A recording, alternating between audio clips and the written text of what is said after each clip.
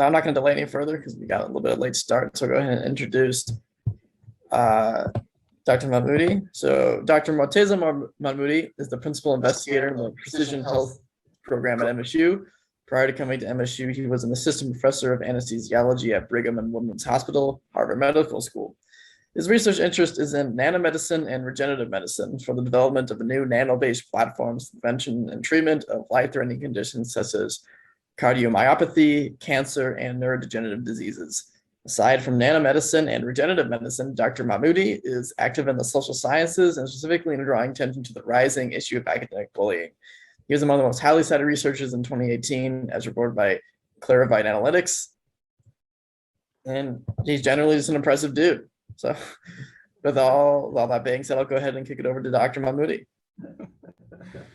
Thank you so much, Tyler, for the kind introduction. It's a great honor to be here with you today.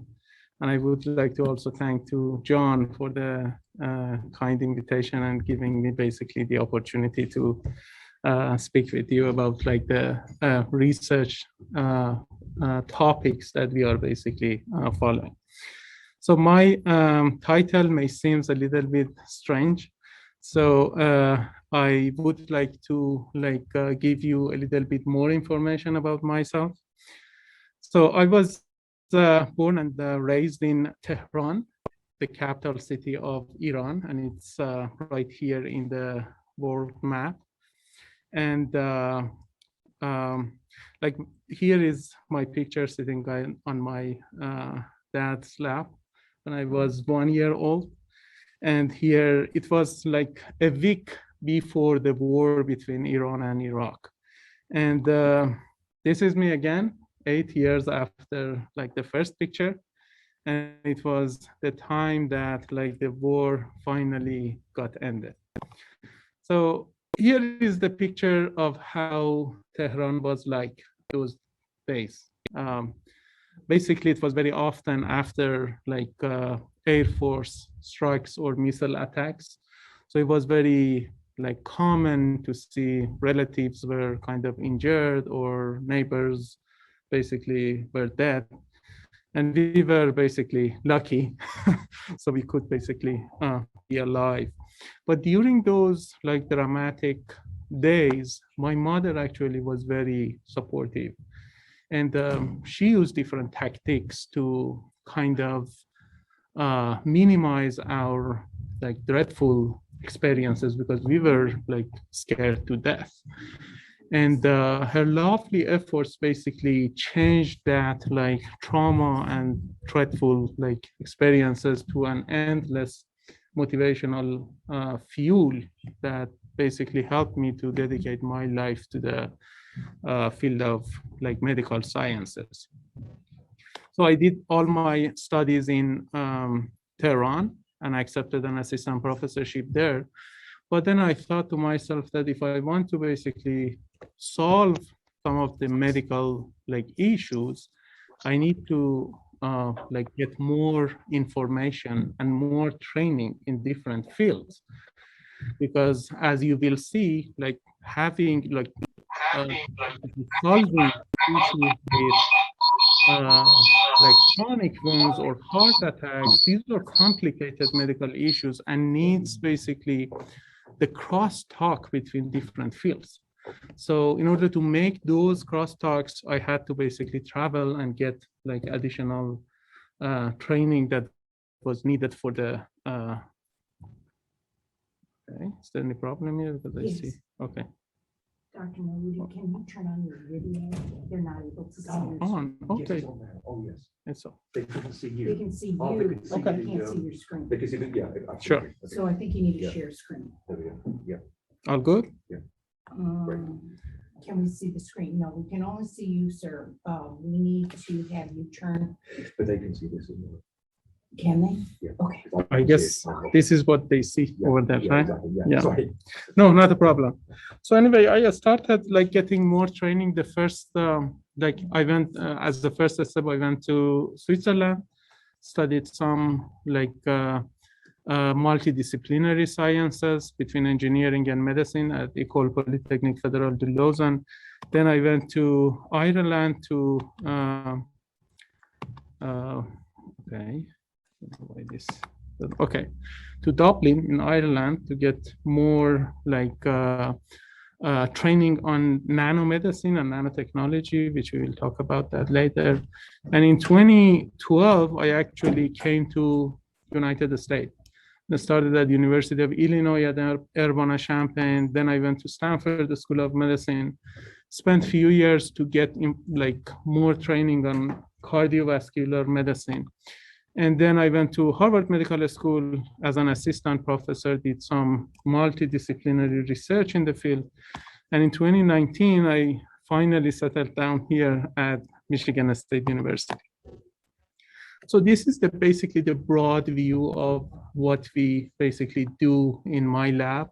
So our main research is in nanomedicine and regenerative medicine. So for regenerative medicine, we are more interested in like chronic wounds and also like regeneration of heart tissue after heart attack. So I'm going to talk mostly about those things. So at first I start with the chronic wounds and what the issue actually is in medicine. So the chronic wounds is like a major issue that we have because it gets like many complications from like other type of disease that the patients may have. For example, by getting aged, some people may have diabetes issues or like lack of movement or things like all of those can cause wounds, different types of wounds that can't be easily treated by body's natural treatment strategies. So those wounds stays like for a long time with the patient, can cause infection. At some point, physician has no other choice but to basically amputate the organs entirely, just to get rid of the side of the wound.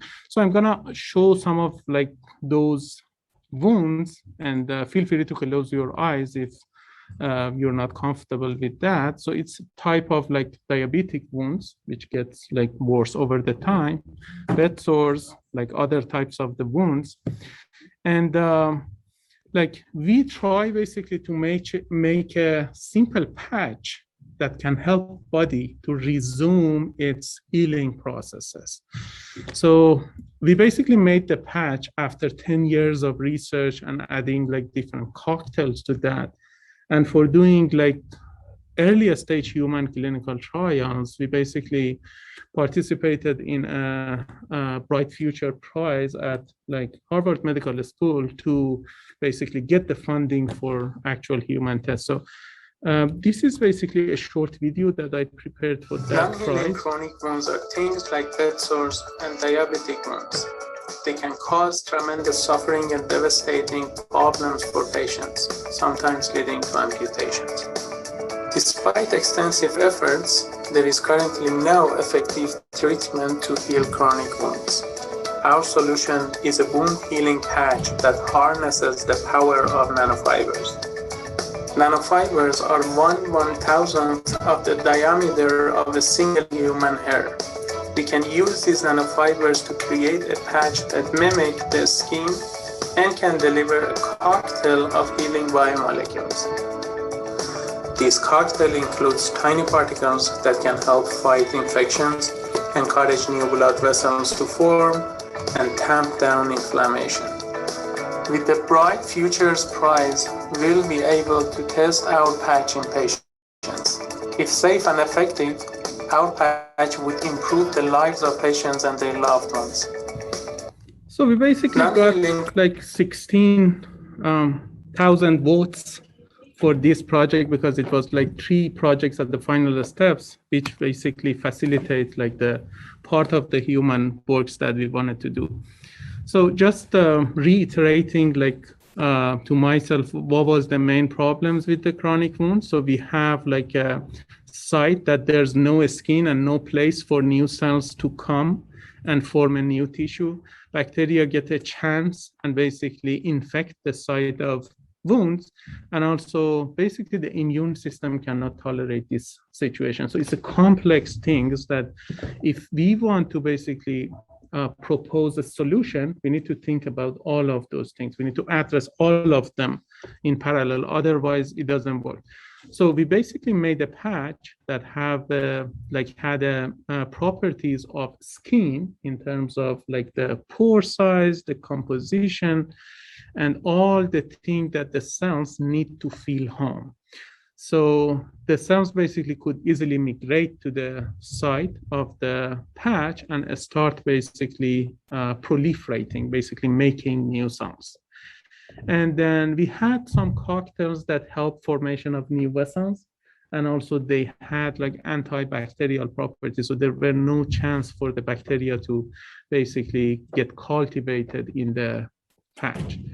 And because it was like kind of very complex, having different kind of like cocktails in a homogeneous ways that basically cells feel home, like I mentioned, we developed a technology which we called it like nano extrusion. So we basically made a small spaghetti-like structures, which we called them like nanofibers. It's an analogy of like a meat grinder, but at a very small size, like 1,000 times thinner than our like hair thickness. So this is basically the patch. Again, I apologize for the disturbing images, but this is how we put the patch, and all of the like the wounds that were not healed in years could get healed like after a few months. So that was like the first part of our effort, which I tried to basically summarize in a couple of minutes, but it actually took like 13 years of my life to be developed. The other part is what we can do for cardiovascular issues, like after heart attack, what happens to the body. So as you know, the role of our heart is to pump blood and basically send oxygen and nutrition to different parts of the body. But the heart also needs to feed itself. So we have arteries that their responsibility is to feed the heart muscle. So if something happens for those arteries, like formation of plaque or like precipitation of lipids, anything that can block the vessel, it can basically stop the nutrition to the heart muscle cells, and then we have a heart attack. So this is a main problem. The reason is that the heart cannot regenerate itself. We pretty much have the same number of the cells in our heart, like during the lifetime, as we had when we were born. So there were no additional contractile muscle cells. So if something happens, then those muscle cells that can beat, they are basically get replaced by normal cells that can't beat. So the contractility of the heart tissue would not like come back to the normal stage. It would decline over the time. So we noticed that this is like the process of like how the pumping capacity of heart basically decreases after a heart attack, and the response to the like therapeutic strategies are highly sex specific. If you use the same drug for like male and female, they respond differently in terms of increasing their like pumping capacity of heart and stuff like that. So we were very interested to see what is the underlying issue for that and how we can basically develop like treatment strategies that would benefit like both male and female and not just one, like, because all of the clinical trials are kind of male dominated, and there are some reasons for that, but we basically try to like bridge the gap. So like I mentioned, in some animal, when they like lose even an organs, it can be regenerated. We have a fish which is called like zebrafish. This fish can regenerate its heart, unlike us. So if something happens to their heart, they can be regenerated. But for our heart, like I mentioned, the situation is different. So when we have a heart attack, what happens is that we have this area that we have damaged cells. So these cells basically get hibernated. They don't beat, but they are not dead. We can help them to retrieve their functions, to be alive again, and help us basically to recover some of the pumping capacity that we lost due to the heart attack. And this area is like a dead cardiac sounds. They can't do anything for them. So like I mentioned, the efforts is that to like help those damaged cells to be happy and healthy again. And there are like a couple of strategies for that. We have cell therapy approach, which we inject happy cells to like the pre-infarcted area, the area that we have those hibernated cells, to basically release goodies and help them to basically find themselves out of the hibernation. So in order to do that, we get basically human cells from like their blood. And the reason is that if we use any type of the cells, our immune system can reject the cells. So we need to get our own cells. So we get cells from our, like the patient's blood, and we basically reprogram those cells to be stem cells. And stem cells are the type of the cells that we can basically differentiate them to the cardiac cells. So we basically make a cardiac cells out of those. And as you see, those cells can beat under the microscope, even like in the experimental setup. And then we basically inject them to the pre-infarcted area of the heart and monitor how they can basically help the hibernated cells to retrieve their functions. And this is basically the strategy. So this is the pre-infarcted area. These are the cells that we inject to the area, and they basically release some goodies which may help those cells to retrieve their functions. So then we went to see what are the differences between like male and female cells. So if we get a cardiac cells from a male patient and from a female patient, what are the differences at cellular level? So for the cells, we have something which we call it cytoskeleton, which helps the cells to take like their shapes. It's pretty much similar to the poles of the tent. So we wanted to look at those like cellular poles, which we call them actin in a scientific term.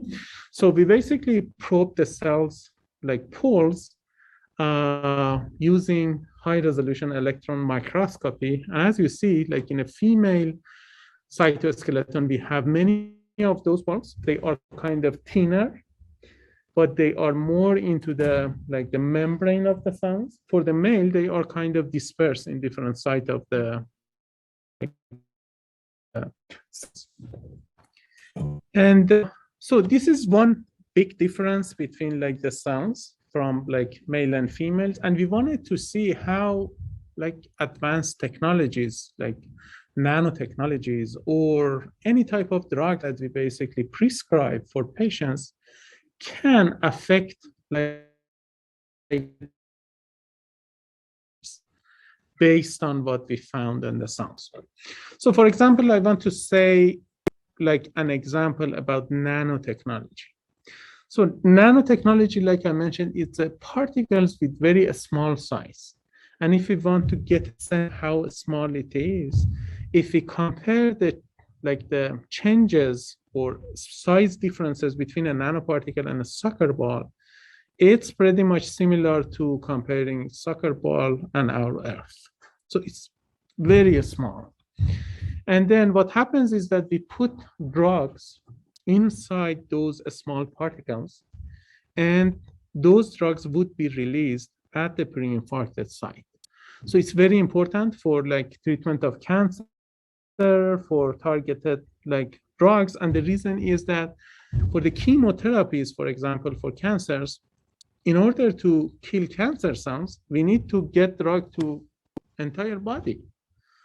So if we can basically target them to the specific site, then we get rid of the huge like side effects. So for cardiac regenerations, it's also the same thing. So like I mentioned, these are the structural differences between male and female cells. And then we wanted to see how those structures affect uptake of those nano-based drugs. So here you see an images of the cells. So this is the cell nucleus. This is the cell wall. Or nano accumulation. If we incubate those cells with same amount of drugs, what happened and what we basically uncovered was that female cells gets more of those drugs compared to male cells. So at least one simple strategy is that to customize the drug like dosage for male and females to basically have the like efficient and sex-specific outcomes for them. And the last part of my talk is about like cancer, what we can do for cancer. So the first question is that what is cancer? So the easiest like explanation is that when we have a growth of massive growth and uncontrolled growth of cells in any site of the body, we may end up with having cancer. So what is the major problem of medicine for treatment of the cancer is that we can't detect cancer at the very early stages. If we can do that, then the cancer would be no problem. The reason is that if the cancers are actually diagnosed at the earlier stages, they can be removed. 95% of the survival rate is over 95%. But if we basically get cancer at the stage 4, then the survival rate would be like less than 5% in some type of cancers. So the problem is early detection. And why is that? Why it's a big problem? Because like the usual, like I would say an easiest monitoring system is analyzing blood plasma. So we get patient's blood and we do lab work to see what's the problem. So in blood, we have over 15,000 proteins. But the problem is that 99% of those proteins are 22 types of proteins. I mean, from the percentage. So our blood, 22 of proteins gets 99% of all amount of proteins that we have in blood. And all of the cancer biomarkers and type of the signals that can give us information about cancers or any type of disease goes to this 1%. So it's very hard to detect those things. So we basically, again, use the power of nanotechnology because those are very small particles. And we can basically fish specific types of proteins that can give us information about the disease by basically attachment of those specific proteins to the surface of nanoparticles. So we basically concentrate those 1% so we can analyze them very easy. So I made some 3D images of nanoparticles and proteins. So you can see how nanoparticles, as you will see, are blue in color, and the proteins are yellow in color. And all of those are kind of low abundance proteins in plasma. So in order to see whether we can basically detect cancers at the very earliest stages, we got blood plasmas from like patients with the type, purified those cancer-specific proteins using, and we developed a model that we could basically say, we tell like a patient what type of cancers the patients may have. And it's very impressive. But the medical question is that can we identify or expand this model in a way that we can catch cancers at the very earliest stage before we have any symptoms? So for that purpose, we basically went for cohort samples. Cohort samples are kind of very precious samples that they basically, that the project is getting people's plasma when they are healthy, store them, and monitor their health for a couple of years and see whether they develop cancers at the later stages. So we got those plasmas from people that were healthy at the time that plasma was collected, but they developed different types of cancers. And our model of fishing those specific types of proteins actually could be used for detection of a cancer at the earliest stages. Okay, so that's basically brings me to the end of my talk. My basically message was three things. For treatment of chronic wounds, we need to have contribution of different, I would say, expertise to address all of the issues of chronic wounds. For cardiac regeneration, again, we need crosstalk between different expertise, and we need to keep in mind that those treatments might be customized for male and female separately because they respond differently to drugs. And there are opportunities that small particles can provide for early detection of diseases by concentrating, I would say, drug-related signals from specific proteins. And with that, I thank you for listening to my presentation, and I would be happy to answer any questions you may have. Thank you. So, thank you, Dr. Mahmoudi. That was an excellent presentation.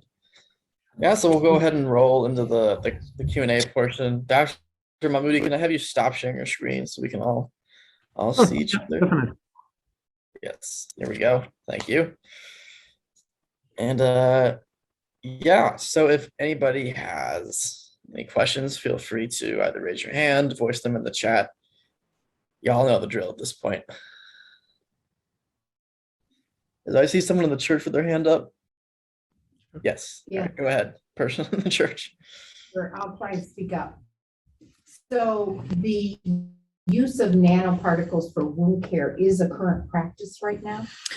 Unfortunately not. Yeah, we do have, it's an interesting story. I got a grant from National Science Foundation, and it was prior COVID, to go and interview 100 clinicians about the issue of chronic wounds, what they basically see in practice and what are the problems. Because if you look at the market, we have over, I would say, few thousand products. And based on the interviews, none of them works. And the reason is that many of those target one thing, because it's very easy. Like I mentioned, it's very hard to address all of the four issues altogether. The only thing that we have and is I would say efficient is live tissues that basically some companies uses, like a placenta tissue or getting grafts, skin graft. And the issue with that is that they are very expensive. And clinicians basically, from their point of view, it's a problem with insurance companies, because they first need to see that simple version of the patch works. And if not, they may approve the very expensive version.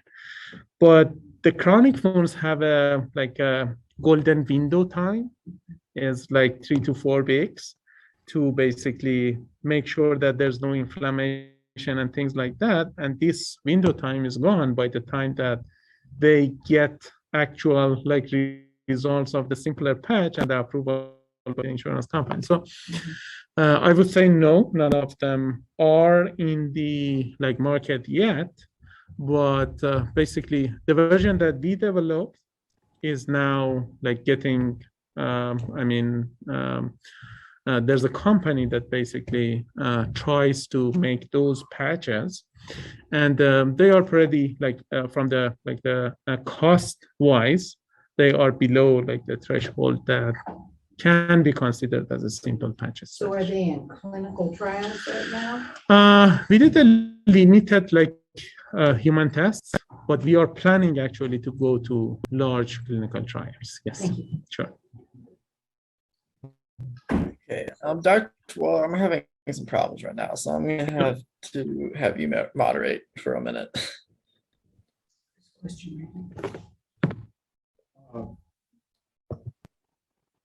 This is a conundrum for me to listen to from the standpoint of wondering about the genetics that you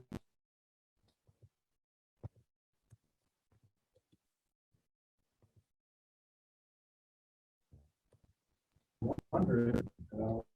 Let's assume that you have a diabetic foot, and that's extraordinary.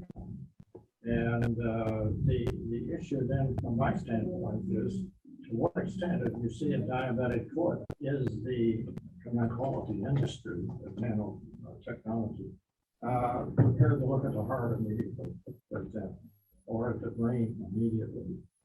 Is there any attempt or discussion about scaling these kinds of things that are so basic about what you're discussing? Yeah. So that's a very, like, I would say, wise and comprehensive question in my point of view. The audience couldn't hear the question because we don't have the mic here. Would you mind repeating the question? Yeah. So my understanding was that, like, the question is that, like, from the genetic point of view, if you have like a diabetic kind of foot ulcer or something like that, and we have like a like the patch out of nanotechnology that can heal that, is that like, does it, so I mean, as far as I understood, does it has like two branches. The first one is that if the wound is in the other side, can be like tune the patch in a way that like heal that part as well. And the other part is that what caused the diabetic wounds, right, at the first place, and if it's like curable, right? Like if the problem comes like from the fact patients with diabetic like issues can't feel. So if they get a wound, they can't understand that they have wound till it gets to the point that like they basically find the actual wound and want to treat that. Am I basically, does my understanding basically reflect your questions, or am I missing something? Well, I don't think I should comment further in the public meeting, because the issue of the pathologies and so forth. I'm concerned that there are people out here in the real world who happens to be one of my daughter-in-law, who's a nurse at a hospital on the north side of the state. And I wonder if these people, or these wound care people, are being introduced to this sort of thing in a pragmatic way, where they could, for example, attach that was off the shelf to deal with these kind of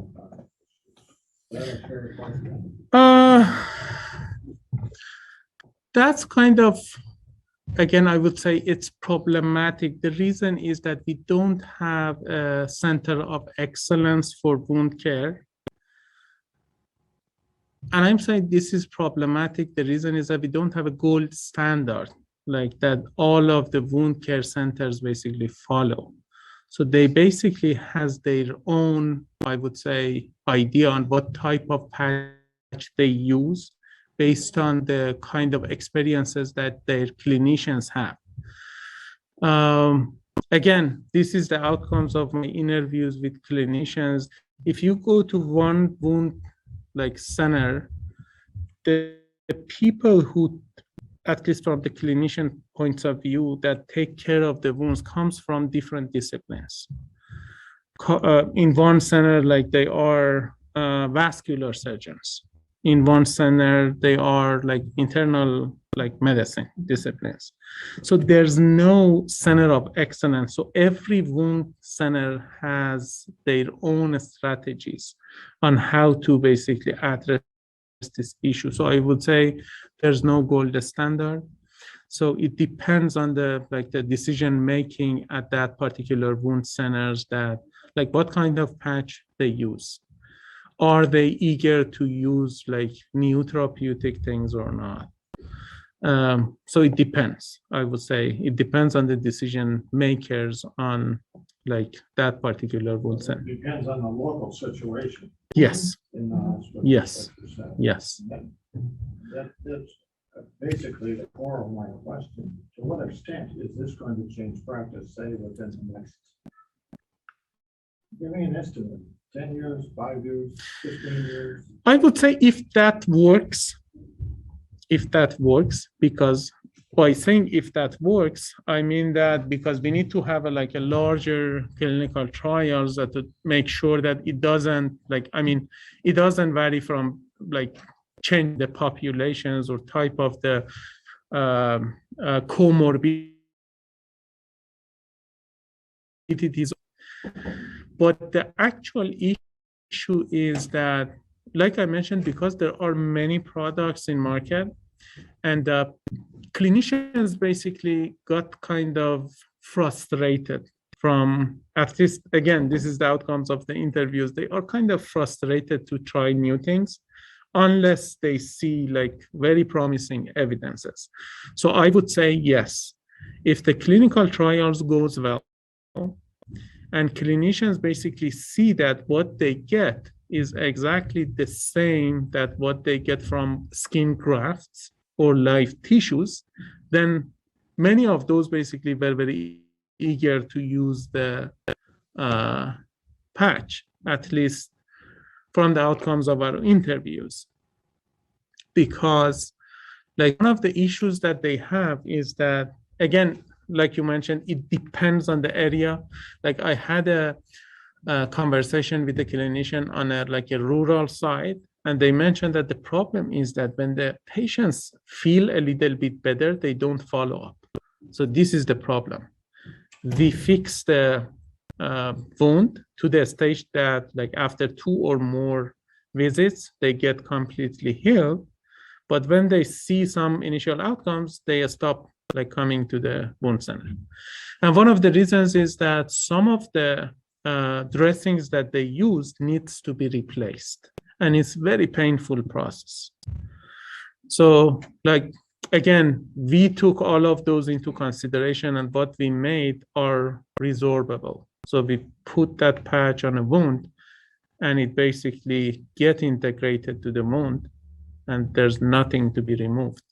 So based on the thick of the wound and severity of the wound, we can basically add more patches till we get the full, I would say, regeneration of the skin side. But again, to be more specific, it depends on how the clinicians basically see the results. If there would be competitive results between what we get in a clinical trials and what they expect to see, I would say, yeah, it would be, very fast, and it would be a game changer in the field. Also, thank you for that question. So the next question comes from Dr. Waller, Dr. Mahmoudi. He asked, are nanoparticles being used in wound care currently? Yeah, I think that this was basically the first question that we received here. I would say there are combination of, there are something that are at the nanoscales in the the wound care market, some I would say fibers that are in size, they are at the nanoscales, but nothing is actually from the nanotechnology world. Because for the nanotechnology, you doesn't need only to be at the nanoscale, you should also have specific features and a specific characteristics that help curing like the wound tissue. So nothing in the field of like wound care, but we have like some products for like cancer treatments, like for breast cancer, it's called like Abraxane. It's a nanoparticle that is made of like protein conjugation with a drug. Or in field of iron deficiency, we have ferromoxetil, which are like iron-based nanoparticles. Yeah, so, but nothing in the field of wound care that I'm aware of. All right. Thank you for that question. The next question comes from Nancy. Nancy asked, is nanotechnology also involved in research regarding neurological diseases such as Parkinson's and Alzheimer's? Definitely, yes. We don't have like, again, we don't have anything in clinic yet, but in research, we have plenty of those that basically tries to stop, because like for Parkinson and Alzheimer, the issue, there are two major issues. The first issue is like, again, late diagnostic. For Alzheimer's, we have like molecular changes 20 years before we see symptoms in patients. And all of those comes from like conformation changes of specific proteins. For example, for Alzheimer is amyloid beta protein. So this protein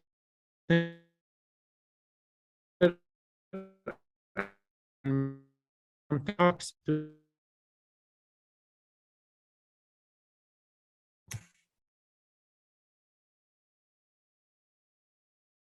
I think he's breaking up. Sorry. Can someone in the Robertson room tell him that his computer is, nothing is broken up?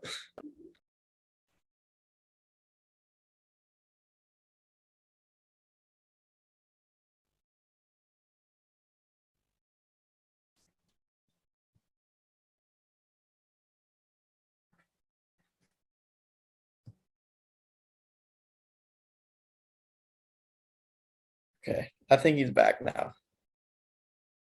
He just needs to, yeah. He just needs to unmute and we'll be able to hear him again.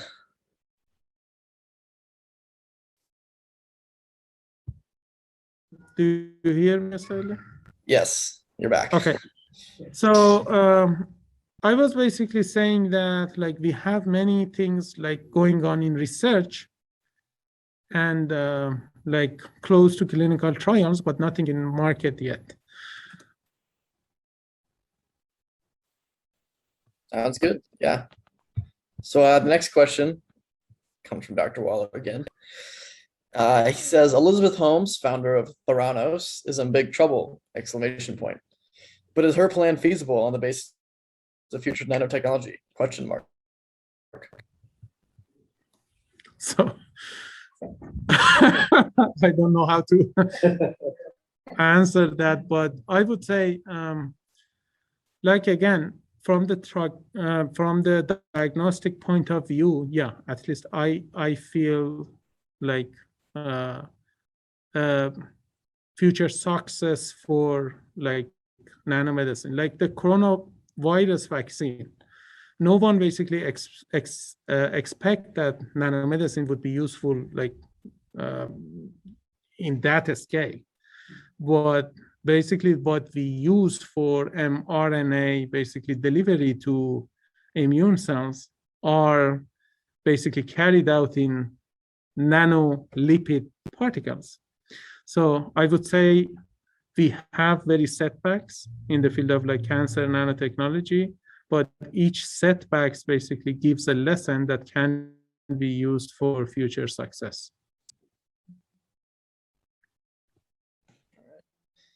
Excellent question. Let's see, I had a question. So, Dr. Mahmoudi, what do you think, assuming that clinical trials for these new nanotechnologies go well, what do you think is kind of the next frontier in nanotechnologies and medicine? I mean, if everything goes well, at least from like the diagnostic point of view, what I think, and I guess it's like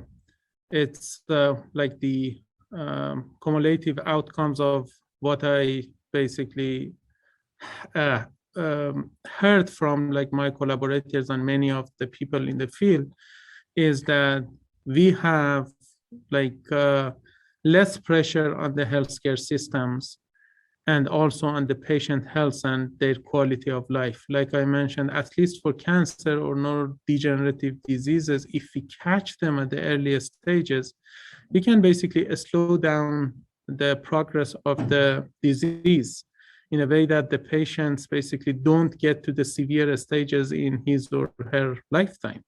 For example, for Alzheimer, like I mentioned, the molecular changes in the brains happens 20 years before we see the symptoms. So if you can catch them like 10 years earlier, then the patients even don't get to the severe stage of Alzheimer like in the lifetime. So it would significantly reduce the pressure to like patients' family, patients themselves, and also healthcare system. So this is what I expect from nanotechnology to like do those jobs for us like within the next, I would say, 7 to 10 years from now. Thank you for that. Thank you for that response, Doctor. Sure. The next question comes from Harry. It's like it's a private chat. She says, "Wow, this sounds so promising and wonderful. Your presentation was fascinating. I know nothing about nanotechnology, so she was asking if you could just briefly go over the history of nanotechnology."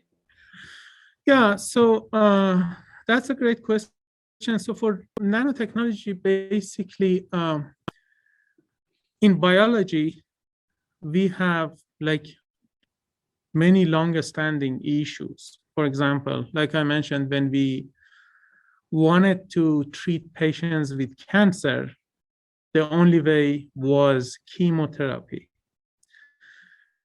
Or when we wanted to basically treat any type of disease, we had to like use huge dosage of toxic drugs in order to get like limited amount to the site that were needed. So the question basically was for a long time that how we can evade the immune system or how we can basically target a specific drugs to be, or target a specific sites and deliver drugs only to those particular sites. So that was the initial thinking of like nanomedicine. It goes back like to, I would say, 30 years ago. But the initial like starting of the nanomedicine was from the talk of a Nobel laureate, Dr. Richard Feynman, in his like talk, I would say 7 years ago, where basically he mentioned that there are lots of rooms at the bottom. And he meant that if you basically can manage or design particles at a very small size, you can get specific properties that are not similar to what we see like in the larger scales. Let me give you an easy example.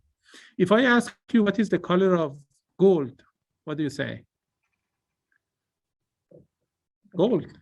It's yellow, right?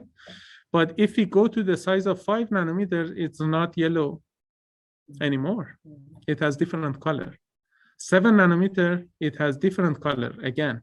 So you can make a rainbow by different size of gold nanoparticles. And the reason is that what we see as a bulk is that majority of the atoms, over 99.9999, are in the like the volume of the objects. But when we go to a very small size, what we see is that surface properties gets important. For example, if we have 10 atoms and 8 of them are at the surface, then their properties would be totally different from the time that we have a very large objects, that all of the atoms are basically inside the object. So I would say when we get to the nanoscale, we have new features in terms of color, in terms of magnetic properties, in terms of like their heating properties, their like mechanical properties. So it opens up new opportunities in different markets. And I would say like the nanomedicine is the latest art of nanotechnology. So as a brief history, if I want to summarize, it has started like 7 years ago with the talk of Dr. Feynman at Caltech. And then basically 20 years later, we had the first actual nano paper came out in the field of electronics. And the reason that we see laptops get smaller and smaller, phones get smaller and smaller is, I would say, the big tank and the outcomes of what Richard Feynman basically introduced to us, which we now understand it as nanotechnology. Thank you for that response, Doctor, and thank you for that question, Harry. Just reminder, if anybody has a question, feel free to raise your hand or type something in the chat. Dr. Mahmoudi, you kind of discussed in your presentation a little bit what got you interested in medicine to start with, but did you ever, whenever you were first, even considering medicine as a career or becoming a doctor, did you think you would end up doing what you're doing now or even anything similar to that? That's a great question. No, really, I didn't see myself like doing this stuff. What I basically remember from those days was that my mother always pointing out the erotic efforts of the white coats in the Tehran's streets. So I was very eager to find a meaning for my own life, rather than like I mentioned, I became an assistant professor in my home country, and I would have been very more successful in my career in terms of the a ranking and I don't know financial things if I stayed there. But instead, I thought that what she was trying to teach me was that if you have a capacity to do something for others and make the life more pleasant for them, this is what you need to do. And at the time that I got my PhD, the problem, we have the problem at this time as well. The crosstalk between different scientific disciplines is still a problem. I mean, 20 years ago or 10 years ago, when we talked about medical fields for engineers, it was very weird for them. But now everyone knows what we're talking about. And the reason is that those kinds of crosstalks are being created. So for me, it was the same. So in order to talk to clinicians about what we can do as a biomedical engineering to help them to basically solve those, I would say, unmet clinical needs, I needed to learn the language. So that's why I had to get a specific training to basically facilitate those discussion in a way that we can get something out of it. Thank you for that response, Dr. Mahmoudi. The next question comes from Bud. Bud asks, can nanotechnology come in the form of a machine with working parts? We do have robots as well. Yeah, so we have small machines that they do jobs. If I mean, you can easily search the term of nano robots, and you see very a huge list of small machines that they do different kinds of things. So yes, but what we their world or so one example, the way that we feel water, if we get our size smaller to nanoscale, we feel water like honey. So we can't basically move in the water anymore. So we can make nano robots But in terms of applications, they should be very specific, and we need to basically get everything into concentration that the feeling and physical like sensation at the nanoscale is totally different from the physical sensation at the scale that we used to basically feel. And water is a good example for that. I think if you saw like a Fantastic Voyage, it's the same thing. I mean, if you want to make that again, a robot basically can't easily move in the blood because it seems that they need to move in a like a very viscous solution rather than what we know or feel as a water. Thank you for that question. The next question, and it might be the last depending on how timing works out, is from Marion. Marion asks, what is the academic bullying mentioned in your bio referring to? Okay, yeah, that's a very, I would say, very important topic that I have been working in the past like 4 years. When I was at like high-ranked universities, I noticed that like people that work in different like area of science are being harassed by unethical people, which can be their PIs or department chairs or stuff like that, because they want more. They want like all of the credits of the works and stuff like that. And it's unfortunately, it's pretty common in science. So again, like I mentioned, I'm very interested in like contributing like the type of works that can reduce, I would say, pain from people in any way I can.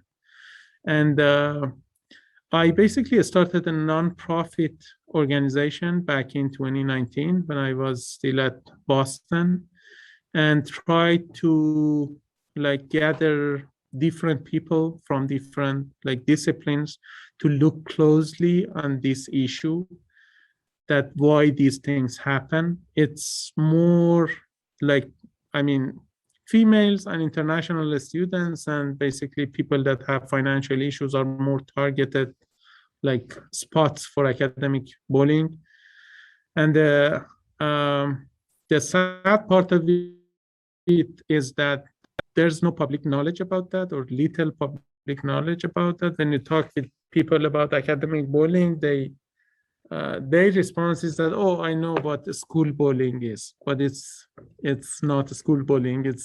It's very sophisticated and evolved version of school bullying.